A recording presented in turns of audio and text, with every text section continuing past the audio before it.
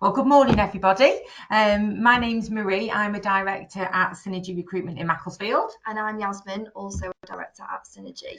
And as Stephen's mentioned, we are looking at the very topical subject of staff retention. So how to retain and recruit staff in the current marketplace. So before we go into that, I suppose it'd be good just to sort of tell you a bit more about who we are and what we do.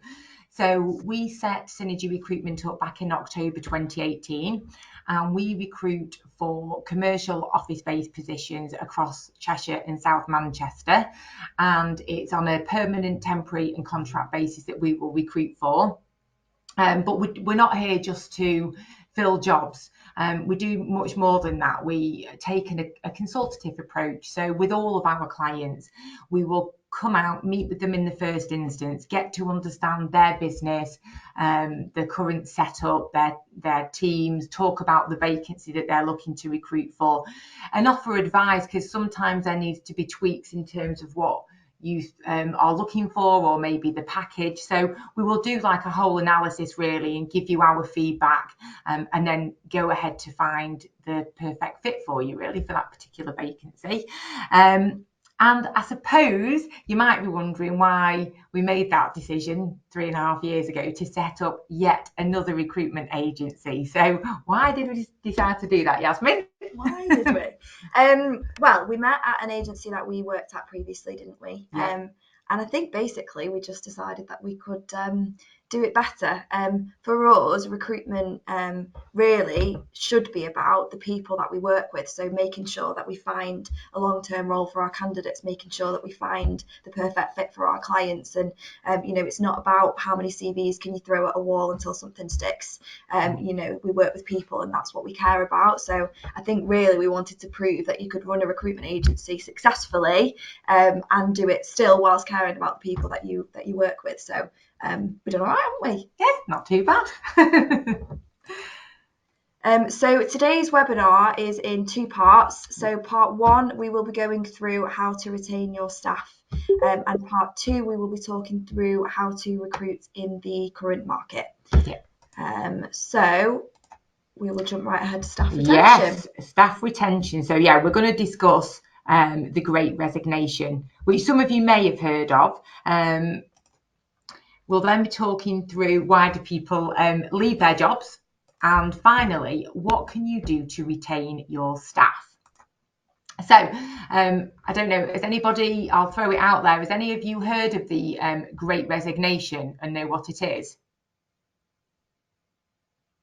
No? Right, okay, that's just thought I'd ask. I've not heard of it, no. No. Well, it was actually a phrase that was coined by a US professor called Anthony Klotz back in 2020. And basically, Anthony Klotz predicted that there would be this mass resignation from people due to 4 particular trends. So he predicted that there will be an existing backlog of resignations. So as we all know, with the pandemic, there has been a lot of uncertainty in our lives. We didn't know what would be happening in the future. So people held back from handing in their resignation. So he sort of predicted that once we get through the other side, there will then be this backlog and a high amount of people that will decide to leave their positions. There's also widespread burnout. He predicted people will also be reevaluating their priorities and their values, and it's not just going to be about work. It'll be looking at other areas like, your family, your friends. And he predicted there will be a reluctance to give up remote working. As we all know, we had to make a very quick decision to go from working in the office to then working at home, and there may be that reluctance to go back to the office once we're allowed to do so. Mm-hmm. So this was predicted over in America, and they have seen this en masse. And now we are starting to see it happening in the UK. So Sanjay Raja, chief UK economist at Deutsche Bank, said that people are resigning currently at the highest rate since 2009, with historically elevated levels of workers leaving the labour market entirely.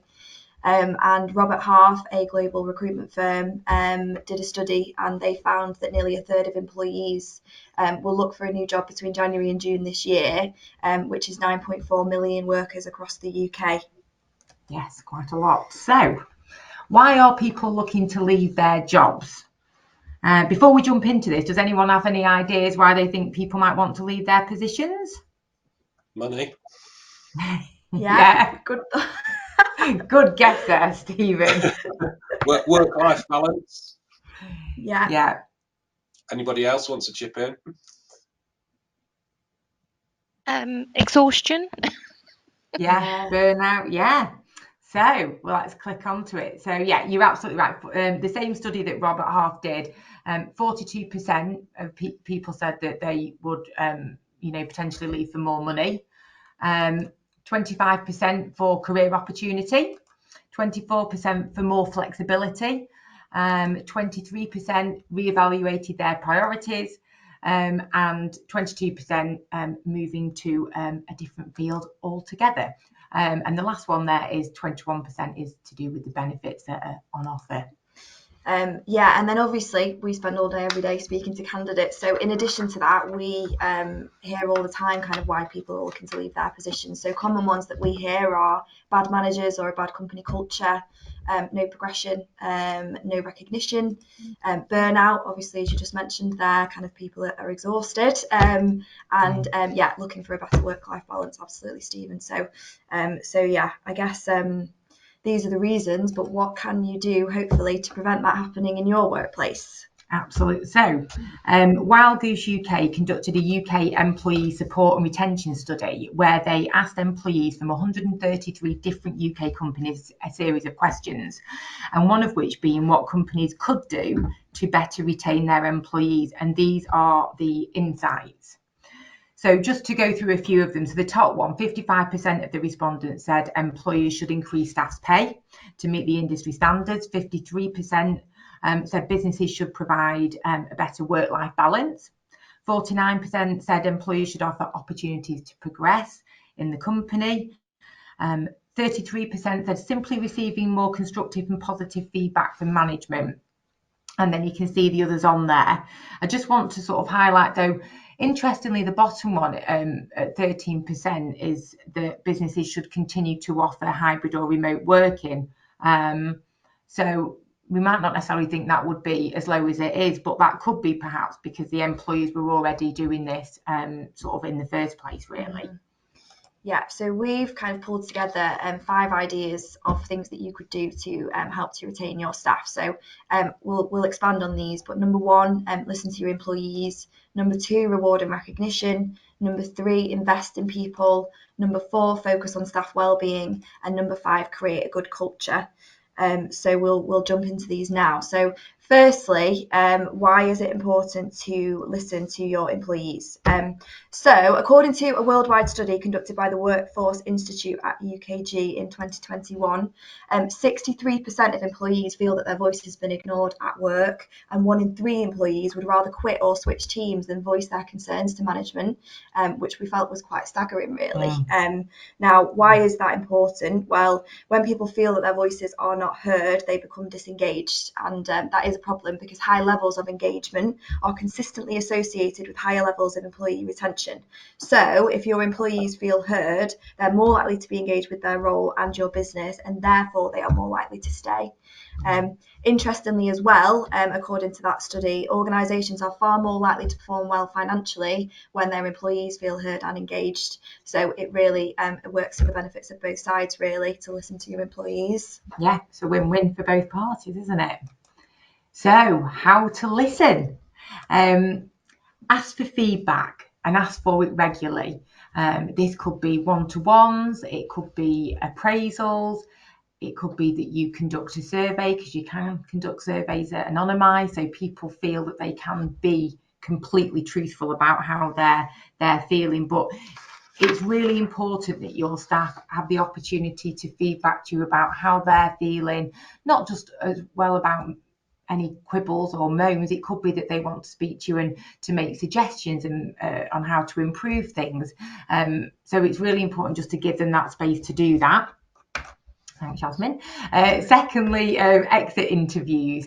It is really invaluable to carry out an exit interview with anybody that's leaving your business to try and understand what has prompted them to find a new position or to leave. you'll be surprised how many clients we'll speak to.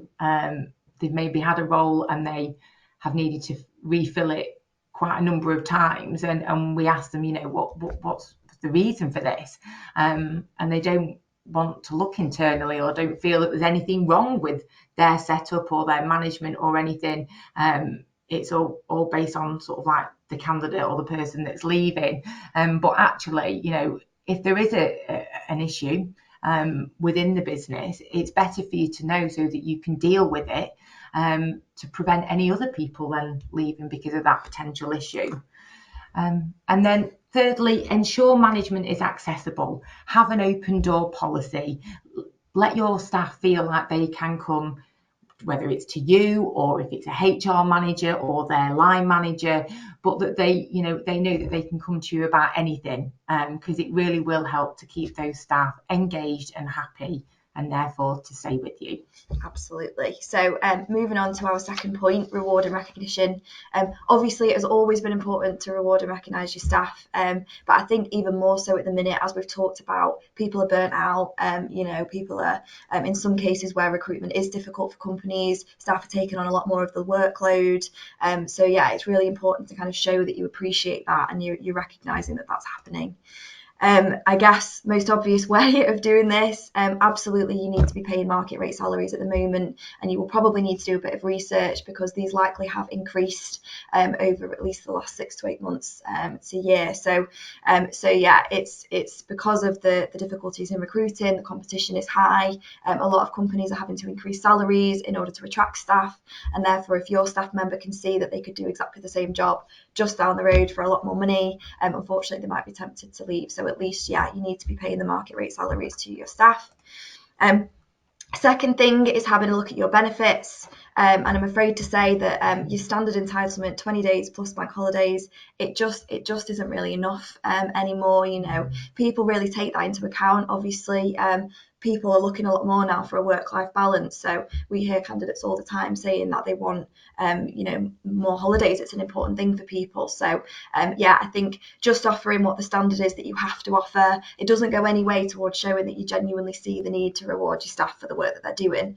Also, it's obviously to the benefit of you as well. We all know that, being well rested and having a good break means that we are doing better in work. So it hopefully will help out with the burnout issue that we've been talking about.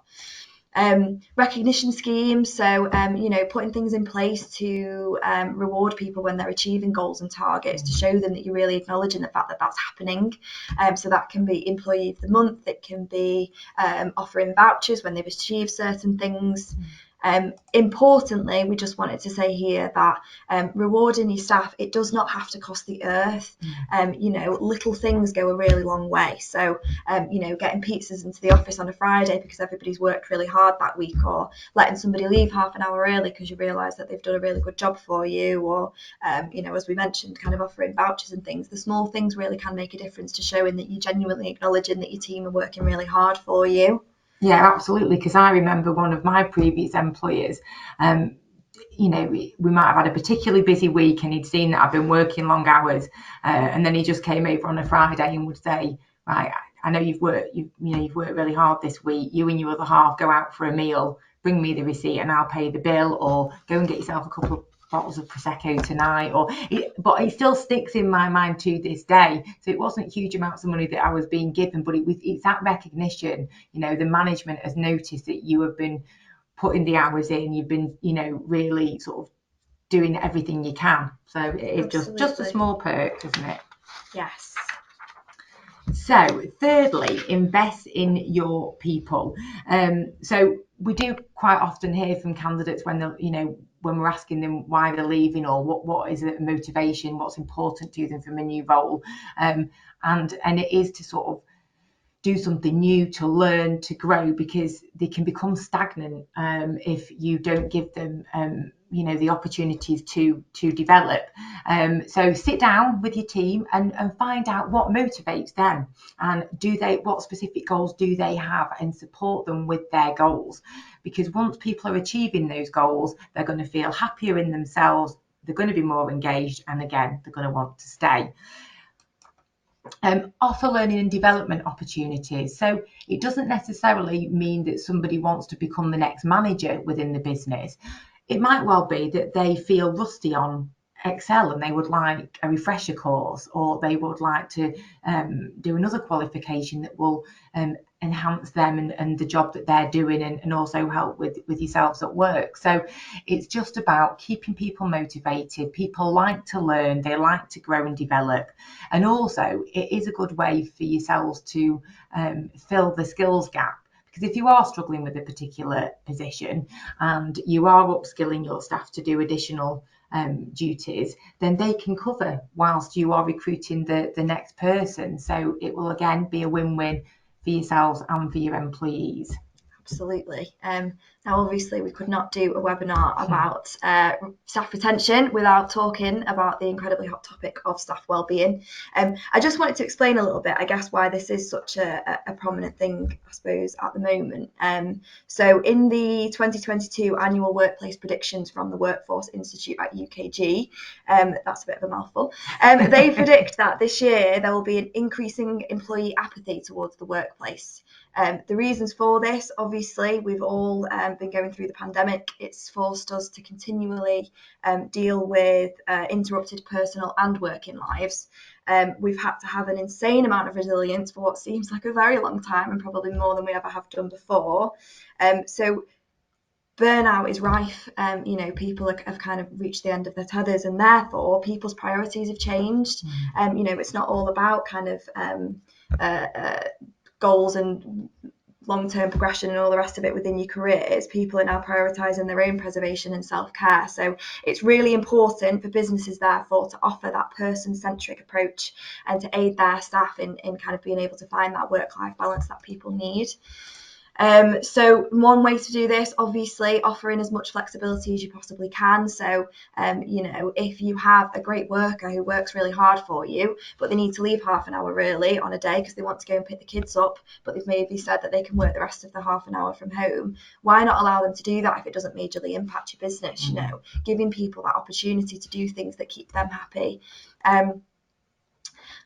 Listening to your staff and spotting burnout, as we've talked about, this is something that's going to become more and more prominent. So doing whatever you can really to relieve the pressure. If you can reallocate workload, if somebody is really struggling, giving them a day off, enforcing that if they really need it. It would obviously be better for them to have that one day and kind of refresh and come back ready to work, than kind of really working themselves into the ground and having to have a few weeks off maybe. So where you can kind of relieve that pressure. Obviously, well-being it's both physical and mental. So one of the things that we offer, for example, our staff, is gym memberships. We know how much physical health helps us mentally, so that's something that we offer. We've had clients offer mindfulness courses. We have one client that does yoga in the office every Wednesday. There's lots of different things and ways that you can help with this. Something that we're absolutely terrible at is taking lunch breaks. So we all know how important it actually is to take a break in the middle of the day. So enforcing that, making sure that your team don't sit at the desk to eat the lunch, they get away, they have a break, they get outside, because it's all kind of helps towards their kind of mental well-being, doesn't it? Yeah, absolutely. Can I just ask a question? Could you just go back to the previous slide, please? Is something, there you go, something that I know at Hearts we've done, we put on mindfulness courses and we enforce lunch breaks and so on. When you're giving this flexibility, do you find productivity goes up or goes down or remains the same? Or if your people want to work flexi hours and so on, do you find that are companies finding that the productivity declines because of that, or does it improve? What's your experience of that? We don't have any specific stats to sort of provide on this, but just from speaking to our clients, I think by offering these things, you're engaging your staff, and it's about reciprocation. So if you are being flexible and letting somebody leave half an hour early to go and pick the child up, or you're putting these courses on and it is improving people's physical and mental well-being, they'll reciprocate and they'll put the work in, and it's treating people as well just like adults and putting trust into the employees to go, what you need to do in order to fulfill your duties in your job role, and trusting them to do it, and they'll then get on with it because they appreciate it, rather than it being, really rigid, and you've got to work through your lunch, because they just become disenchanted and burnt out, as we keep saying, really. So then the productivity definitely does decline. Okay. Thank you. That's all right. So point 5 then, finally, is about creating a good culture in your business. And this is an ongoing task, and it involves every employee at every level. And we often speak to candidates that when we're asking them that what is the reason that you're leaving this particular position, and it might well be down to the poor management style, or that they're not happy with the culture within the business, and they want to go somewhere where they feel listened to, and it's a more positive culture. And I think with regards to sort of, we've put on there about management training, sometimes people within businesses are promoted into a managerial role because of the number of years that they've been with the business, rather than if they've got the right skill set to be a good manager. Or in our industry, if you're the top biller, then quite often you then naturally become a manager, but they don't offer any training.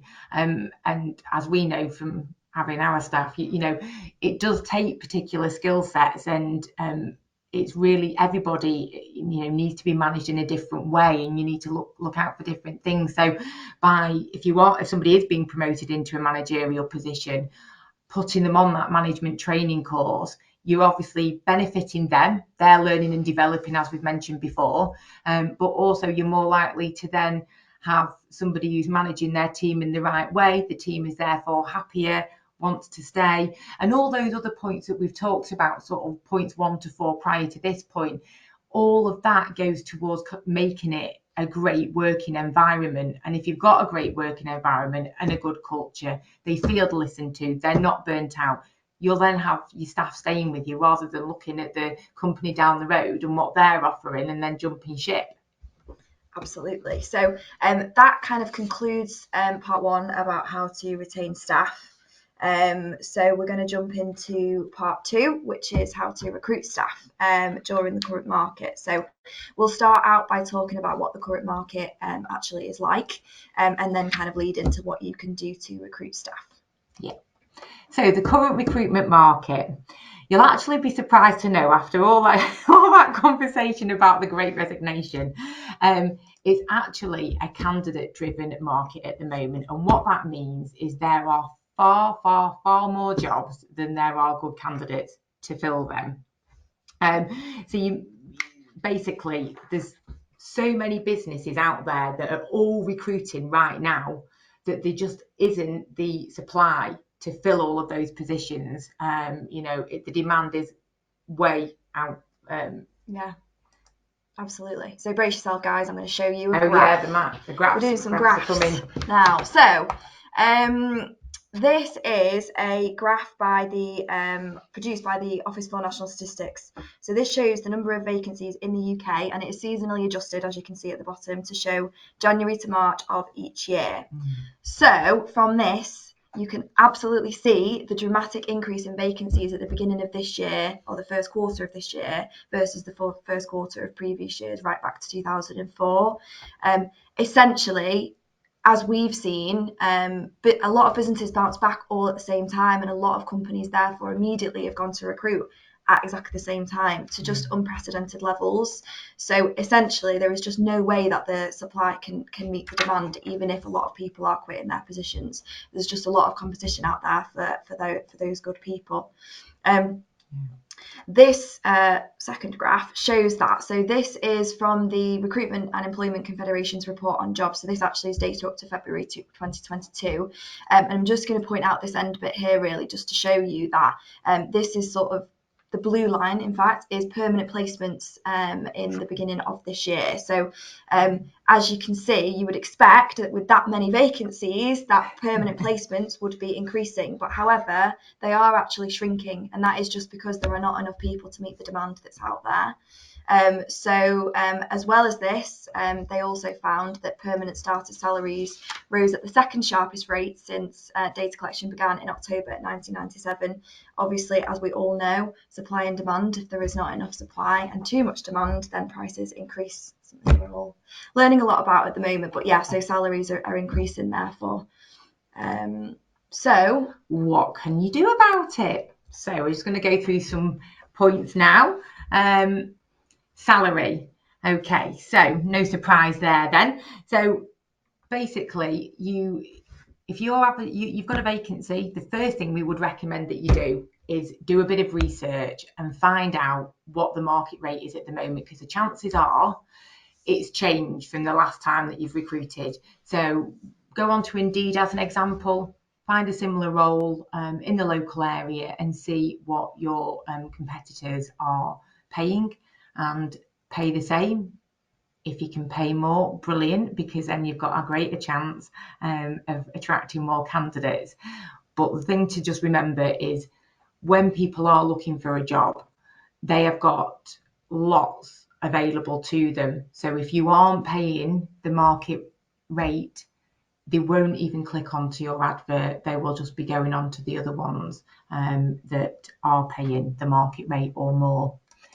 Now, if you can't afford to pay the market rate, then one thing that you could do is maybe look to lower your expectations. So if you were ideally looking for somebody with years of experience, can you reduce that? Can you look at somebody that doesn't have quite as much experience, but focusing on somebody that's bright, switched on, that's got the right personality, attitude, disposition? Because remember, you can train them on a particular software, you can train them on certain procedures and processes. And if you've got somebody that's really eager and bright and willing to learn, they can pick all of that up, and they'll want to be like a sponge and soak it up and do well for you. Another option that you could have is looking to recruit an apprentice. But the one thing that I will say about that is if you are looking to recruit an apprentice, they have no experience, obviously, because they're an apprentice and it's new to them. They do require a lot of time and investment and support. So if you don't have that, then don't go down the apprenticeship route. And thirdly, what you can do is look at widening your pool. Now, what we mean by that is, can you offer your role on a purely remote basis? Because then you've got the whole country that you can be looking for candidates for. Or if you can't offer it remotely, can you do hybrid working? Because that'll just mean that instead of having to look, say, at candidates that are in a 10-mile radius from where your office is, you can extend that to maybe 15 to 20 miles because they're only coming in for 2-3 days per week. So all in all, as it says in pink there and underlined, you need to think outside of the box these days. Gone are the days where you can place an advert, get lots of applications and just cherry pick the best ones. Yeah, absolutely. So once you've done that, once you've decided on your salary, you have hopefully been as flexible as possible.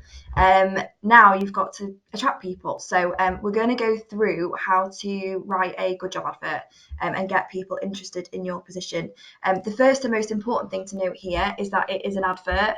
It amazes us that the job advertising industry seems to be the only version of advertising where we spend more time talking about what we want out of the people reading it, our advert, than actually attracting them to it. So yeah, you've got to get across the reasons why somebody should want to come and work for you. That's the most important thing. So having a good think about why should somebody leave their job to come and work for you. And that is obviously the benefits and the salaries, but actually just as important as we've talked about is the culture of your business, the environment there, the team that they'll be working with, all of the things that hopefully will make somebody think that's the right place for me. Now, if you can't think of any reasons why somebody might want to leave their job to come and work for you, maybe need to evaluate things there, but have a chat with your current team, find out what it is that they enjoy about working there and kind of get those things across and put those things first. That is the very first thing that you want to tell people who have clicked onto your advert, because that's how you win them over and get them to want to work for you. Using the word you, not us. This sounds like a really small thing, but you want to talk directly to your reader. Spending hours and hours and hours talking we, us, it doesn't attract them. You want to talk to them and make them feel like they're a part of it and you're talking to them. Cutting the jargon. This is a really big one actually, and a lot of businesses do this in their adverts. So especially if you are open to considering people that don't work within your sector, if you have an advert packed full of industry specific jargon, people are going to read that and think, I can't do that job because I don't understand what any of those words mean. So cut that and think about what are the actual elements of that role, so that people can see what their transferable skill sets are to your position. And finally, you should try and keep your list of requirements as small as possible. And absolutely, there is no need to put desirables on there. So it is a thing really that people, particularly women apparently according to studies, are less likely to apply for a job if they don't tick every single box that is on there. So even if to you it's a desirable and something that doesn't even actually matter, to them, if they see it on there and they don't have it, they maybe won't apply for the position. So you'll be putting somebody off that you actually think could do the job. So there's just no need for desirables on your advert really. Yeah. So now that you've written your great advert and you've attracted candidates and they're applying, don't lose them. Okay, so move quickly. As we've mentioned before, because there's so many opportunities out there for candidates, they're not just applying to your job, they're applying to 3, 4, 5 other companies.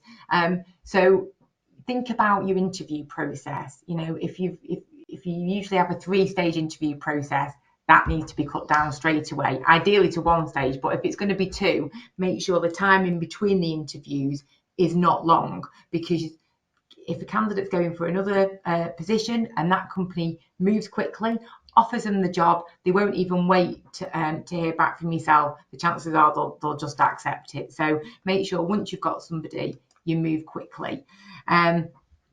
Interviews are for candidates as well. They're there to assess you as well as you assessing them. Okay, so what you want to be doing at the interview stage is getting across all those great things that we talked about at the beginning of your advert. So about your culture and your team and the perks that you offer and why it's great to come and work for you, because that you're going to get them excited and interested in thinking, yeah, I want to go and work for that company, not the one down the road. And then finally, if you do find somebody and you're going to offer them quickly, remember, don't lowball them. Okay, it's a really competitive market, so pay them the going rate. We had a situation recently where a role was advertised up to 23,000 and the candidate that we'd sent wanted 21, and the client had offered at the interview and offered them 20. And it just leaves a bit of a bad taste in the candidate's mouth, you know, for the sake of what is it, £80 a month that would have cost the client.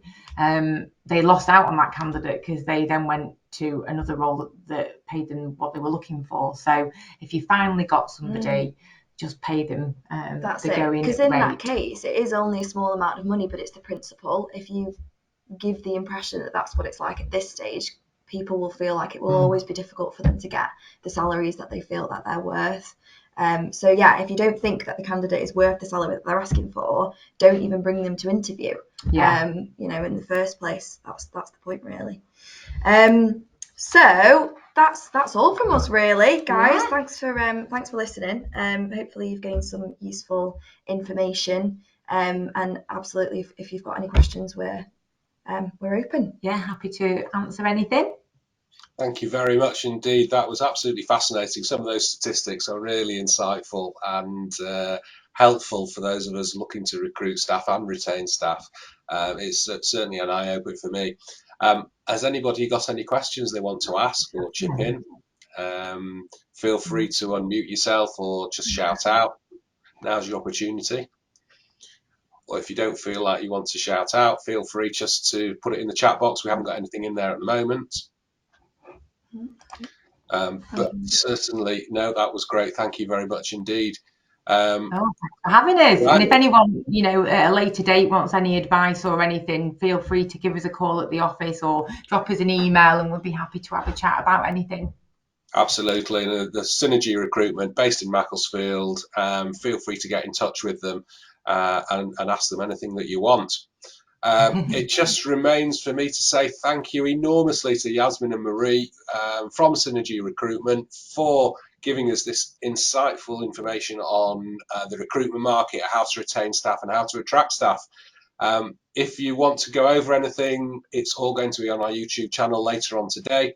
And it's absolutely fantastic that we were able to put these on. Look out for our next one on the 12th of May on property letting and pitfalls and so on. Please feel free to log on for that. But thank you very much indeed for joining us this morning, and I hope you have a great day. Thanks everyone. Thanks for coming on.